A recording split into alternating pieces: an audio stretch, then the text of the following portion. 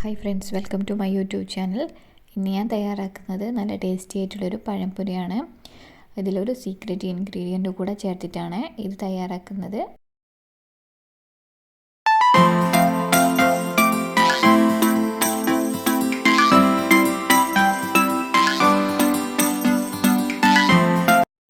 ഇതിന് വേണ്ടിയിട്ട് ഞാൻ ഒരു ബൗളിലേക്ക് 2 ഗ്ലാസ് മൈദ ചേർത്ത് കൊടുക്കുന്നുണ്ട്. നമ്മുടെ കുപ്പി ഗ്ലാസ്സിലാണ് മൈദ എടുക്കുന്നത്. അപ്പോൾ ഇവിടെ ഞാൻ 3 പഴമാണ് എടുത്തത്. അതിന് 2 ഗ്ലാസ് മൈദ കുറച്ച് കൂടുതലായിരുന്നു. അപ്പോൾ നിങ്ങൾ എടുക്കുമ്പോൾ 1 ഗ്ലാസ് മൈദ എടുത്താൽ മതി. പിന്നെ 1 ഗ്ലാസ് കടലമാവ്. അപ്പോൾ 1 ഗ്ലാസ് മൈദയ്ക്ക് കടലമാവ് ഒന്ന് കുറച്ച് കൊടുക്കണം. പിന്നെ ഇതിലേക്ക് കുറച്ച് മഞ്ഞൾപ്പൊടി കൂടെ ആഡ് ചെയ്ത് കൊടുക്കുന്നുണ്ട്. പിന്നെ നമുക്കിതിലേക്ക് ആവശ്യത്തിന് ഷുഗർ കുറച്ച് ഒരു 2 ടേബിൾ സ്പൂണോളം ഷുഗറും കൂടെ ഇട്ട് കൊടുക്കുന്നുണ്ട്. പിന്നെ ഒരു നുള്ളു ഉപ്പ്. അപ്പോൾ ഇതൊന്ന് ബാലൻസ് ആവാൻ വേണ്ടി കുറച്ച് ഉപ്പ് കൂടെ അതിലേക്ക് ചേർത്ത് കൊടുക്കാം. പിന്നെ ഇതിലേക്ക് ചേർക്കുന്നത് ഇതാണ് ഞാൻ പറഞ്ഞ സീക്രട്ട് ഇൻഗ്രീഡിയൻ്റ് ദോശമാവാണ്. അപ്പോൾ ഞാനിതിലേക്ക് ഒരു 2 ടേബിൾ സ്പൂണോളം ദോശമാവാണ് ചേർത്ത് കൊടുക്കുന്നത്. അപ്പോൾ ഇത് നന്നായിട്ടൊന്ന് മിക്സ് ചെയ്തെടുക്കണം. ദോശമാവ് വെച്ചിട്ട് ഞാൻ ആദ്യമായിട്ടാണ് ഈ ഒരു പഴംപൊരി ഉണ്ടാക്കുന്നത്. അല്ലാതെ അധികം മുട്ടയായിരുന്നു ഇട്ട് കൊടുക്കാറുള്ളത്.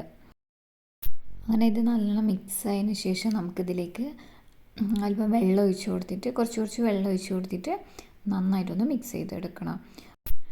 നമ്മൾ കൈ കൊണ്ട് കുഴച്ചെടുക്കുന്നതായിരിക്കും നല്ല ബാറ്ററായിട്ട് കിട്ടുക. ഇല്ലെങ്കിൽ വിസ്ക് ഉപയോഗിച്ചിട്ടാണെങ്കിൽ അങ്ങനെ ചെയ്തെടുക്കാവുന്നതാണ്. അപ്പോൾ ഞാനിവിടെ കൈ ഉപയോഗിച്ചിട്ട് നന്നായിട്ടൊന്ന് കുഴച്ചെടുക്കുന്നുണ്ട്.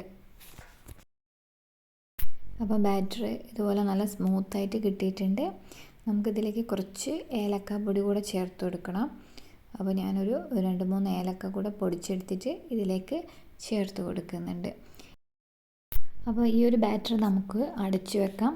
ഇതൊരു ഏകദേശം 1-2 മണിക്കൂർ നന്നായിട്ട് റെസ്റ്റ് ചെയ്യാൻ വെക്കുന്നതാണ് നല്ലത്. അപ്പോൾ നമുക്ക് നല്ല സോഫ്റ്റായിട്ട് നല്ല ഒരു പഴംപൊരി കിട്ടാൻ വേണ്ടിയിട്ട് അങ്ങനെ ചെയ്യുന്നതാണ് നല്ലത്.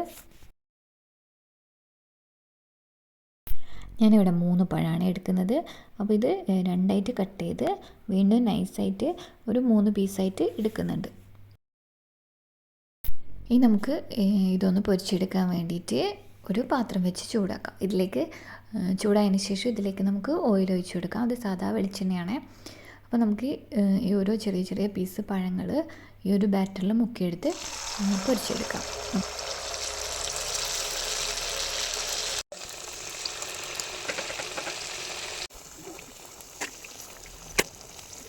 അപ്പോൾ ഞാനിതൊരു മീഡിയം ഫ്ലെയിമിലാണ് ഇട്ടിട്ടുള്ളത്. അപ്പോൾ ഈ പഴംപൊരി ഇതുപോലെ ഒന്ന് തയ്യാറാക്കി നോക്കണം. അപ്പോൾ എൻ്റെ വീഡിയോ ആദ്യമായിട്ടാണ് കാണുന്നതെങ്കിൽ വീഡിയോ ഇഷ്ടമായിട്ടുണ്ടെങ്കിൽ ലൈക്ക് ചെയ്യാൻ മറക്കരുത്. അതുപോലെ സബ്സ്ക്രൈബ് ചെയ്യാത്തവരാണെങ്കിൽ സബ്സ്ക്രൈബ് ചെയ്യാൻ മറക്കരുത്. പിന്നെ അതിനടുത്തുള്ള ബെല്ലൈക്കൺ കൂടെ പ്രസ് ചെയ്ത് ഓൾ എന്ന ബട്ടൺ കൂടെ ക്ലിക്ക് ചെയ്യുമ്പോൾ നിങ്ങൾക്ക് എൻ്റെ പുതിയ വീഡിയോസിൻ്റെ നോട്ടിഫിക്കേഷൻ കൂടെ വരുന്നതായിരിക്കും. അപ്പോൾ ഇനി വരുന്ന ബാക്കിയുള്ള പീസ് പഴം കൂടെ ഇതുപോലെ തന്നെ പൊരിച്ചെടുക്കാം. അങ്ങനെ പഴമെല്ലാം പൊരിച്ചെടുത്തിട്ട് നല്ല ടേസ്റ്റി ആയിട്ടുള്ള പഴംപൊരി റെഡി ആയിട്ടുണ്ട്. അപ്പോൾ എല്ലാവരും ഒന്ന് ട്രൈ ചെയ്ത് നോക്കണം ഇതുപോലെ. അപ്പോൾ വീഡിയോ ഇഷ്ടമായിട്ടുണ്ടെങ്കിൽ ലൈക്ക് ചെയ്യാൻ മറക്കരുത്. പുതിയൊരു വീഡിയോ ആയിട്ട് വരുന്നത് വരെ താങ്ക് യു.